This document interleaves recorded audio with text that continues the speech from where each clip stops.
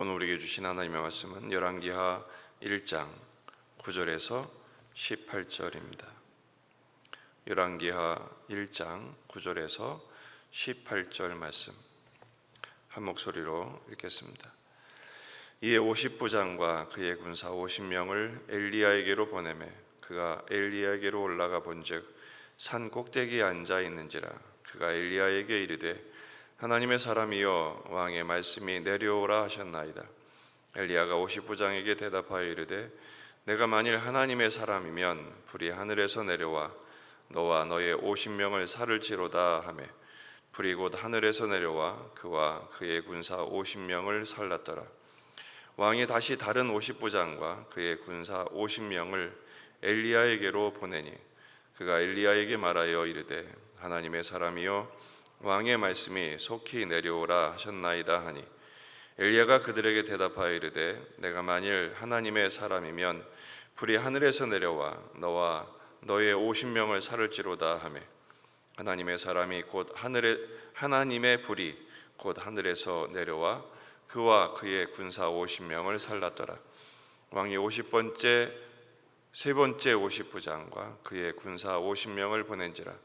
셋째 50부장이 올라가서 엘리야 앞에 이르러 그의 무릎을 꿇어 엎드려 간구하여 이르되 하나님의 사람이여 원하건대 나의 생명과 당신의 종인 이 50명의 생명을 당신은 귀히 보소서. 불이 하늘에서 내려와 전번의 50부장 둘과 그의 군사 50명을 살랐거니와 나의 생명을 당신은 귀히 보소서 하매 여호와의 사자가 엘리야에게 이르되 너는 그를 두려워하지 말고 함께 내려가라 하신지라. 엘리야가 곧 일어나 그와 함께 내려와 왕에게 이르러 말하되 여호와의 말씀이 네가 사자를 보내 애굽으로 내신 바알세불에게 물으려 하니 이스라엘에 그의 말을 물을 만한 하나님이 안 계심이냐. 그러므로 내가 그 올라간 침상에서 내려오지 못할지라 내가 반드시 죽으리라 하셨다 하니라.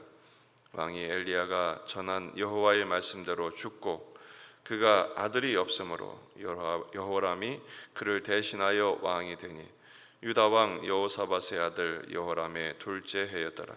아하시야가 행한 그 남은 사적은 모두 이스라엘 왕 역대 지략에 기록되지 아니하였느냐. 아멘. 본문에 계시된 주님은 어떤 분이십니까? 긍휼을 구하는 자에게 긍휼을 베푸시는 분이십니다. 엘리야가 아하시야에게 예언합니다. 이스라엘에 하나님이 없어서 에그론의 바알세불 바리떼 신에게 물어보려고 보냈느냐라는 것이죠. 하나님께 묻기를 싫어했고 그의 마음에 하나님이 없었던 것을 드러내신 것입니다. 그리고 경고하죠. 침상에서 내려오지 못하리라. 내가 반드시 죽으리라. 아하시야가 물어보죠. 행색이 어떠했느냐? 누구냐? 물어보니까 아마 엘리야인 줄 모른 것 같아요. 털이 많은 사람이다. 털옷을 입었다는 것이죠. 가죽띠를 띄었습니다. 당시의 선지자들의 대표적인 상징적인 복장입니다. 그러자 알아보죠. 그가 엘리야구나. 자, 그렇다면 자기는 지금 병들어 죽게 됐습니다. 난간에서 떨어졌어요. 당시 난간은 꽤 높은 곳입니다. 대부분 거기서 낙상하면 즉사하는 것이 정상입니다. 그런데 병들었다, 이 말은 살았다는 것이죠. 하나님이 한 번 더 기회를 두신 것입니다. 살아나서 병든 와중에 몸이 병들었으니 하나님을 찾기를 바랬던 것이죠. 하지만 아하시야는 어떻게 합니까? 그러면 사자를 보내든지 아니면 찾아가든지 해야 되는데 누구를 보냅니까? 50부장과 군사 50명을 보냅니다. 군대를 보냈다는 이유는 무엇입니까? 군대는 싸우는 사람들이죠. 잡으러 보낸 것입니다. 더군다나 그 50부장의 말을 보십시오. 9절에 보면 이에 50부장과 그의 군사 50명을 엘리야에게로 보내매 그가 엘리야에게로 올라가 본즉 산 꼭대기에 앉아 있는지라. 기다리고 있었던 거죠. 그가 엘리야에게 이르되 하나님의 사람이여 왕의 말씀이 내려오라 하셨나이다. 이 말은 무슨 말이냐면 하나님의 사람이여, 이것은 존중하는 말이 아닙니다. 비아냥거리는 겁니다. 네가 하나님의 사람이라고? 내가 지금 잡으러 왔는데 이 함 내려와 보시지, 오라를 받으라, 이거죠. 엘리야가 대답합니다. 내가 하나님의 사람이라면 하늘에서 불이 내려와 너와 50명을 태우지 않겠느냐. 말대로 그렇게 됐어요. 참혹한 순간일 것입니다. 하늘에서 불이 내려와 그 장교와 50명의 군사가 순식간에 불에 타 죽는 참혹한 장면이 펼쳐집니다. 그 얘기를 들었다면 여러분, 만약에 그런 일이 벌어졌다면 어떻게 했을까요? 난리가 났지 않았겠습니까? 아하시아가 이거 보통 일이 아니구나 따라가지 않았겠습니까? 근데 오늘 본문은 뭐라고 합니까? 다른 50부장과 군사 50명을 또 보냅니다. 전혀 마음에 감동도 놀람도 없이 또 잡으러 보낸 것이죠. 굽히지 않는 아하시아의 고집, 그의 불신앙과 그의 고집 때문에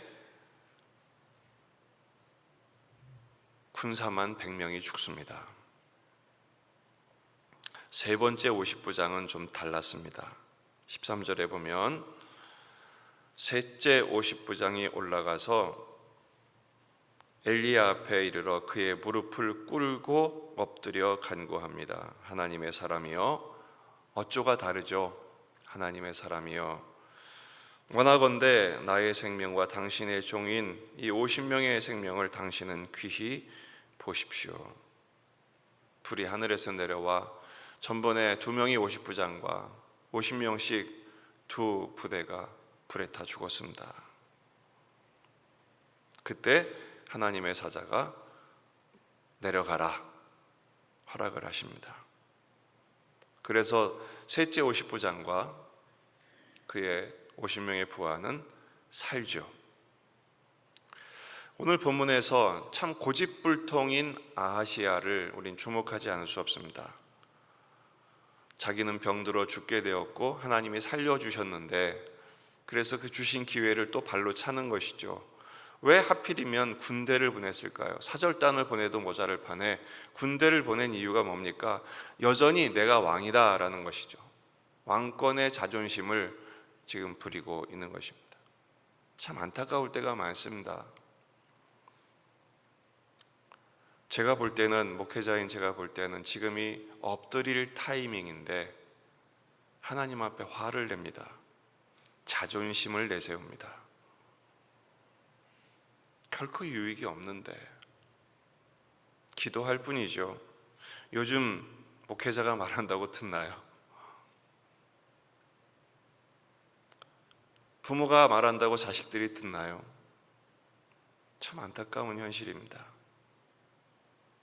영적인 권위도 사라졌고, 아니 세상의 리더십도 지금 완전 사라졌는데 참 안타까운 일입니다. 지금 아하시아가 그런 상황입니다. 그런데 여러분, 오늘 본문에서 주목할 사람이 바로 셋째 50부장이죠. 그가 어떻게 합니까? 무릎을 꿇습니다. 엎드려 간구합니다. 살려달라고 합니다. 누가 보였어야 할 모습입니까? 아하시아가 보였어야 할 모습입니다. 열왕기는 이 이름 없는 50부장의 모습을 통해서 아하시아가 보였어야 할 모습을 지금 교훈하고 있는 것입니다.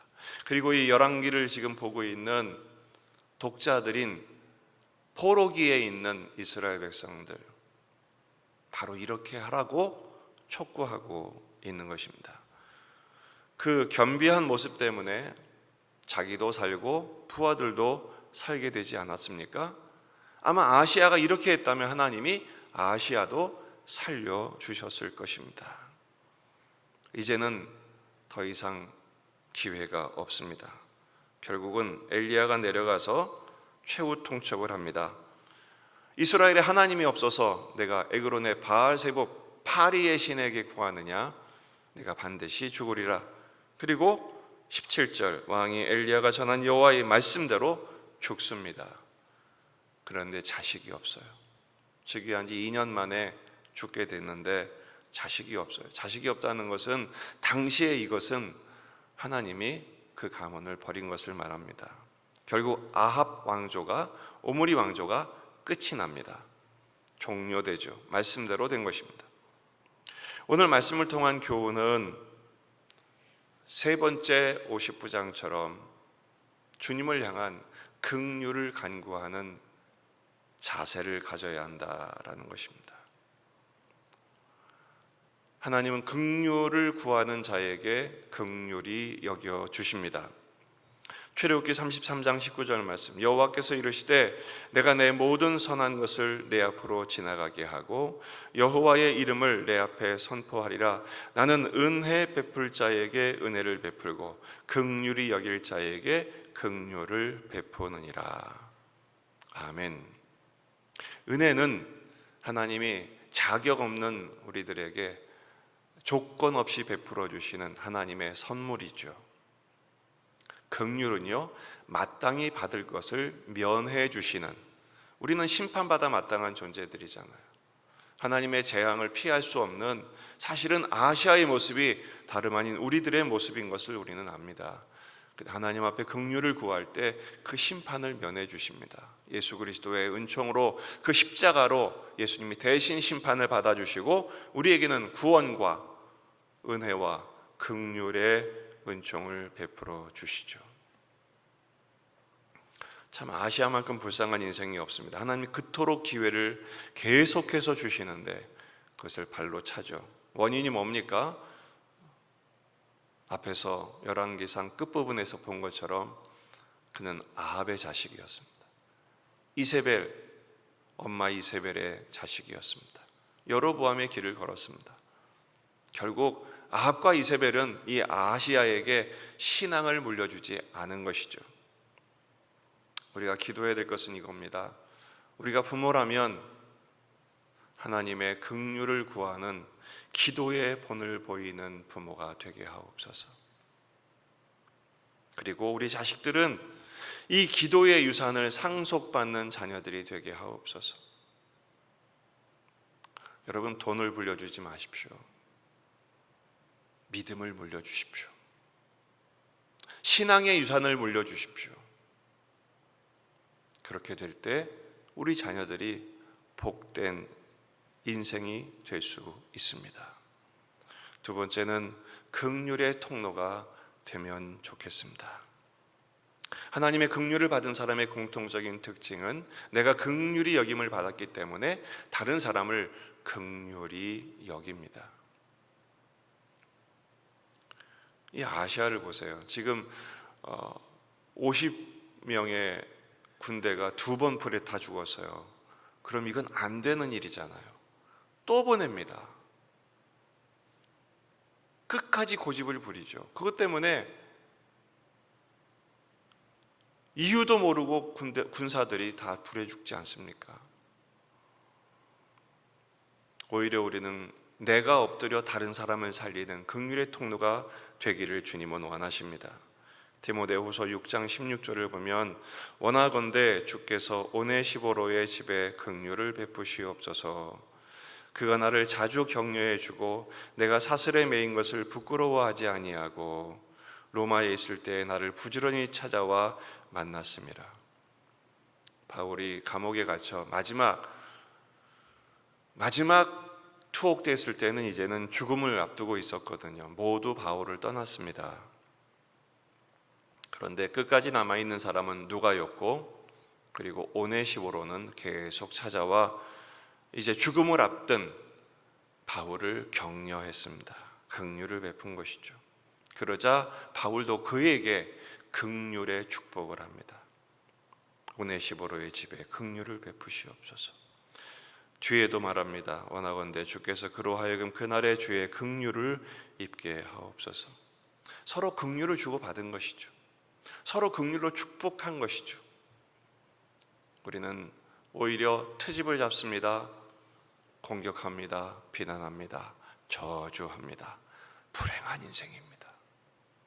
서로 긍휼을 힘입은 자로서 긍휼을 베풀고 긍휼을 축복하고 서로 긍휼의 혜택을 받을 때 주님이 서로를 복되게 하시죠. 오늘 하나님의 긍휼을 간구하십시다. 긍휼을 힘입고 긍휼의 통로로 쓰임받는 삶을 살 때 재앙이 축복이 되며 막힌 인생의 문이 활짝 열리게 하시는 하나님의 은혜의 기회가 될 것입니다. 그 은총을 힘입어 긍휼을 힘입고 긍휼을 전하는 저와 여러분의 삶이 되기를 주의 이름으로 축원합니다. 기도하시겠습니다. 말씀을 붙들고 우리 자신과 가정과 교회와 이 지역의 복음화, 민족의 복음화, 세계 복음화를 위해서 기도하십시다. 오늘 금요기도회는 예수님의 기도학교 철야기도에 대해서 공부하도록 하겠습니다. 함께 예수님을 본받아 기도하는 우리가 되면 좋겠어요. 주일을 준비하며 기도하십니다. 환우들을 위해서 계속 기도하겠습니다. 다 같이 기도하겠습니다. 참 좋으신 주님 은혜를 감사합니다.